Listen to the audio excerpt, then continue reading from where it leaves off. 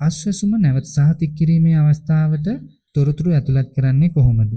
ඉතින් ඔන්ලයින් ඔබට තොරතුරු ඇතුළත් කිරීමේ හැකියාව තිබෙනවා. මේ තිරයේ දිස්වන වෙබ් ලිපිනය හරහා ඔබට පුළුවන් ඔබගේ තොරතුරු දත්ත පද්ධතියට ඇතුළත් කරන්න. ඉතින් ඔබටම මේ ඔබගේ දුරකථනයේ සිදු කර ගැනීමේ අවස්ථාව තිබෙනවා. මම හිතනවා මේක තමයි ඔබට පහසුම ක්‍රමය. මොකද අයිදුම්පත් පුරවපුරව ප්‍රාදේශීය ලේකම් කාර්යාලයට යන්න අවශ්‍යතාවයක් නැහැ. මාර්ගගත ක්‍රමය ඔස්සේ ඔබට නිවසේ සිටම තොරතුරු ඇතුළත් කර ගැනීමේ හැකියාව පවතිනවා. එහෙනම් අපි බලමු කොහොමද ආශ්වාසම පළවෙනි අදියරේ අයට තිබෙන මේ නැවත සහතික කිරීමේ අවස්ථාවට තොරතුරු පද්ධතිගත කරන්න කියලා. යම් මේකින් ඔබට ගැටලුවක් මතුවහොත් මේ සම්බන්ධයෙන් කමෙන්ට් සෙක්ෂන් එක ඔබට තියෙන්නේ. ඔබට ඒ ගැටලුව ඉදිරිපත් කිරීමේ හැකියාව තිබෙනවා. අපි හැම ගැටලුවකටම පිළිතුරු දීමට උත්සාහ කරනවා. ඉතින් ඔබගේ ගැටලු කමෙන්ට් සෙක්ෂන් එකේ සටහන් කරන්න කියලා ආරාධනා කරන ගමන් අපි යමු වීඩියෝ එකට. ඔබට මෙතනින් කැමති භාෂාවක් තෝරාගෙන ඉදිරියට යෑමේ හැකියාව පවතිනවා. ඔබ කැමති භාෂාව තෝරාගෙන change language කියන බටන් එක press කරන්න. යම් එකකින් ඔබට භාෂාව කලින් තෝරා ගැනීමට නොහැකි වුණා නම් මෙතනදී තෝරා ගැනීමේ හැකියාව තිබෙනවා. ඔබ ආශ්වාසම ලියාපදිංචි පුරවැසියෙක්ද කියලා අහනවා. ඔබ ආශ්වාසම ලියාපදිංචි පුරවැසියෙක්ද කියන අහන තැන මම ආශ්වාසම ලියාපදිංචි පුරවැසියෙක් කියන තැන ක්ලික් කරන්න. ආශ්වාසම නැවත සහතික කිරීමේ අවස්ථාවට සහභාගී විය යුත්තේ ආශ්වාසම පළවෙනි අදියරේ අයදුම්පත් ඉදිරිපත් කළා QR අංකයක් එහෙම නැත්නම් HH අංකයක් ළඟ තිබෙන අය පමණයි. ඔබට HH අංකය මතක නැත්නම් අස්ථානගත වී නම් ඔබට පුළුවන් ජාතික හැඳුනුම්පත් අංකය භාවිතා කරලා ඔබගේ HH අංකය සොයා ගන්න.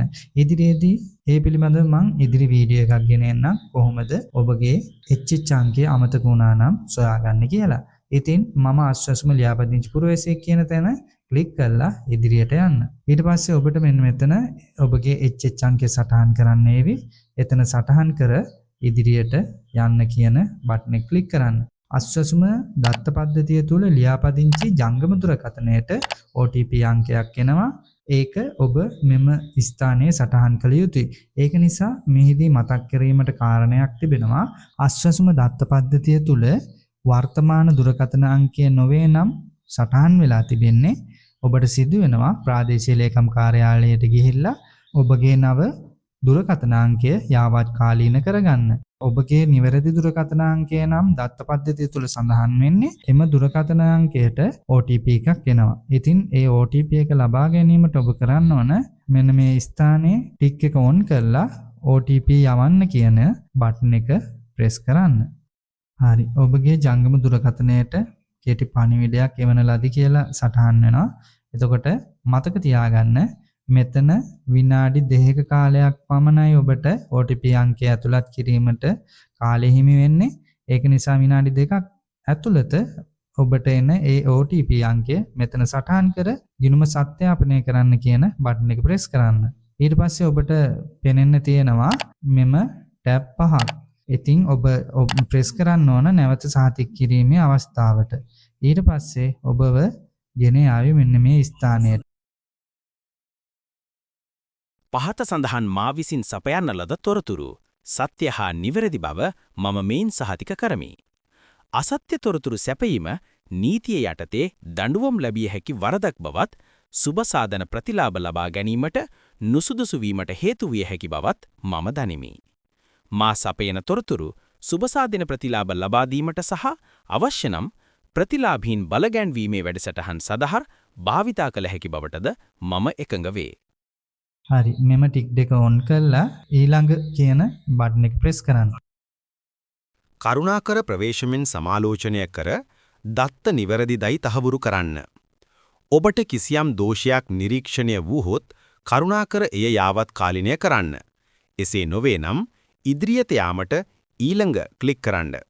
ඔබ මෙහිදී මතක තබා ගන්න ඔබගේ යම් නිවැරදි කිරීමට තිබෙනවා නම් එය නිවැරදි කර ඉදිරියට යන්න කියන බටන් එක ඔබන්න. නැත්නම් ඔබගේ අයදුම් පතේ යම් අඩුපාඩු තිබෙනවා. ඒක නිසා ඊළඟට කියන බටන් එක ප්‍රෙස් කරන්න කලින් ඔබ සියලුම තොරතුරු නිවැරදිව ඇතුළත් කළාද කියලා පරීක්ෂා කරලා බලන්න. ගෘහ ලිපිනේ ආවත්කාලීන කිරීම හේතුවෙන් මෙම ගෘහය නැවත සහතික කිරීම සඳහා පවරනු ලැබේ. නැවත සහතික කිරීමේ ගණන් ගැනීම ඉක්මනින් සැලසුම් කෙරේ. මෙම අවස්ථාවේදී මතක තියාගන්න යම් හේකින් ඔබගේ ලිපිනේ වෙනස් වෙනවා නම්, දිස්ත්‍රික්කය වෙනස් වෙනවා නම්, පළාත වෙනස් වෙනවා නම්, ප්‍රාදේශීය ලේකම් කාර්යාලය වෙනස් වෙනවා නම්, ඒ වගේම ග්‍රාම නිලධාරී කොට්ටාසය වෙනස් වෙනවා නම් මෙතන නිවැරදිව සටහන් කරන්න. යම් හේකින් ඒ වෙනස් වෙනවා නම් මෙතනින් ඉදිරියට ඔබගේ තොරතුරු ලබා ගැනීම සිදු වෙන්නේ නැහැ. බොහෝ දෙනෙක් අපිට කමෙන්ට් කරලා තිබුණා ලිපිනය වෙනස් කිරීමෙන් පසුව ඉදිරියට යාමට අවස්ථාව දෙන්නේ නැහැ කියලා. ඒක නිසා බය වෙන්න අවශ්‍ය නැහැ. ඔබගේ නිවසට නැවත සහතික කිරීමේ අවස්ථාව ලැබිලායි තියෙන්නේ. මෙම තොරතුරු වෙනස් වීමක් සිදු වෙන්නේ නැත්නම් ඔබ ඊළඟට ඔබගේ පවුලේ තොරතුරු ඇතුළත් කිරීමේ අවස්ථාවට ගෙන යනවා. එම අවස්ථාවේදීත් ඔබගේ තොරතුරු නිවැරදිව සටහන් කරලා ඊළඟ කියන බටන් එක ප්‍රෙස් කරන්න. ඊට පස්සේ මූලික තොරතුරු ඇතුළත් කිරීමේ අවස්ථාවට ඔබව ගෙන යනවා. ඔබ එතනදී පරීක්ෂා කරලා බලන්න ඔබ ලබා දීලා තිබෙන තොරතුරු නිවැරදිද කියලා. යම් වැරද්දක් තියෙනවා නම් ඒ නිවැරදි කරන්න. සමෘද්ධි ව්‍යාපෘති තොරතුරු ඇතුළත් කිරීමට ඊළඟට අවස්ථාව හිමි වෙනවා. ඔබ සමෘද්ධිලාභියෙක්ව හිටියානම් එම තොරතුරු මෙහි සටහන් කරන්න මතක තියාගන්න. ඊට පස්සේ ඔබව යොමු වෙනවා බැංකු තොරතුරු ඇතුළත් කිරීමේ ස්ථානයට. යම් හේකින් ඔබ බැංකු ගිණුමේ තොරතුරු ඇතුළත් කර නැත්නම් මෙතනදී ඔබට පුළුවන් ඔබගේ බැංකු ගිණුමේ තොරතුරු ලබා දෙන්න. මතක තියාගන්න බැංකු ගිණුමේ තොරතුරු ලබා දෙනකොට රජයේ බැංකුවක තොරතුරු ලබා දීමට කටයුතු කරන්න. මොකද ඒ විශ්වාසනීයත්වයෙන් ඔබට යම් හේකින් අස්වැසුම් ප්‍රතිලාභයක් ලෙස තීරපත් වුණා නම් ඔබට බැංකු ගිණුමෙන් විශ්වාසනීය ලෙස මුදල් ලබා ගැනීමේ හැකියාව පවතින නිසා. ඊට පස්සේ ඔබව ගෙන ආවි දේපල සහ තොරතුරු ඇතුළත් කිරීමේ අවස්ථාවට. එතනත් ඔබගේ නිවැරදි තොරතුරු ඇතුළත් කරන්න. මොකද යම් හේකින් ඔබ අසත්‍ය තොරතුරු ප්‍රකාශ කරා නම් එය තහවුරු වූහොත් අසත්‍ය තොරතුරු කියලා ඔබට අස්වැසුම දීමනාව නොලැබීමේ අවකාශයක් තියෙනවා. එම නිසා සත්‍ය තොරතුරුම මෙහි යොදන්න වග බලා ගන්න. ඊට පස්සේ ඔබව ගෙන ආවි ආදායම් වියදම් තොරතුරු ඇතුළත් කිරීමේ අවස්ථාවට. මෙතනත් ඔබ නිවැරදිව තොරතුරු ඇතුළත් කරන්න. ඊට පස්සේ ඔබව ගෙන ආවි ගෘහස්ත තොරතුරු ඇතුළත් කිරීමේ අවස්ථාවට. එතනදිද තොරතුරු නිවැරදිව සටහන් කරලා ඉදිරියට යන බටන් එක ක්ලික් කරන්න. ඊට පස්සේ ඔබව ගෙන යන්නේ පවුලේ සමාජික තොරතුරු ඇතුළත් කිරීමේ අවස්ථාවට. සමාජිකයන් එක්කෙනෙක් ඉන්නවා නම් ඔබට මෙහි ඒ තොරතුරු පමණයි ඇතුළත් කරන්න තියෙන්නේ. යම් හේකින් සමාජිකයෙක් ඉවත් වෙනවා නම් මෙතනින් ඉවත් කිරීමේ හැකියාව තියෙනවා. යම් හේකින් තව සමාජිකයෙක් ඔබගේ පවුලට එකතු වෙනවා නම් මෙතනදී එකතු කිරීමේ හැකියාවද පවතිනවා. ඒකින්ද නිසි අවබෝධයකින් මේ සිදු කරන්න. සමාජිකයෙක් ඉවත් වෙනවා නම් මෙතනින් ඉවත් කරන්න. සමාජිකයෙක් ඇතුළත් වෙනවා නම් මෙතනදී ඇතුළත් කිරීමට කටයුතු කරන්න.